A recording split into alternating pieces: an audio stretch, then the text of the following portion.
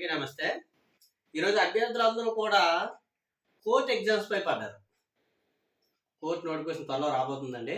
అందులో English subject పైన అందరూ ఫోకస్ ఉంది.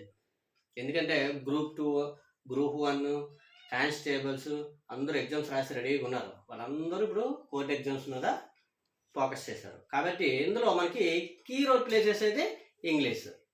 ఈ వీడియో అయితే దేనికోసం అంటే ఎవరికైతే ఇంగ్లీష్లో పూర్ వాళ్ళకి అంటే కనీసం 20 మార్కులు కూడా తేలేమేమో అనుకున్న డౌట్బుల్ పర్సన్స్కి మాత్రమే ఈ వీడియో పనికి వస్తుంది.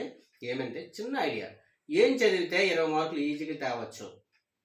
చాలామందికి ఐడియా చాలా తక్కువ ఉంటుంది అనమాట.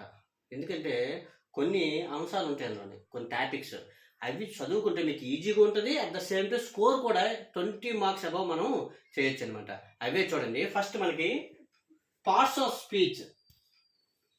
స్టార్టింగ్ మనం ఏ చాప్టర్ తీసుకోవాలంటే పార్ట్స్ ఆఫ్ స్పీచ్ చాప్టర్ చదవాలండి స్టార్టింగ్. తర్వాత టెన్సెస్ చూడాలి, టెన్సెస్.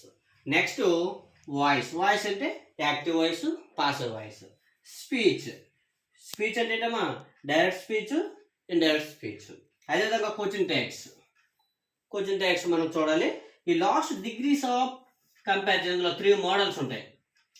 ఈ 6 టాపిక్స్ మనం కవర్ చేసాం అనుకోండి, చాలా తక్కువ టైంలో ఈజీగా మనము 20 మార్క్స్ని మనము గెయిన్ చేయొచ్చు. అంతేగాని ఈడియమ్స్ అని, సినోనిమ్స్ అని, వన్ వర్డ్ సబ్స్టిట్యూషన్స్ అని ఇలా మీరు ఈ టాపిక్స్కి వెళ్ళారు అనుకోండి కన్ఫ్యూజ్లోకి వెళ్ళిపోతారు, అక్కడే ఉండిపోతారు.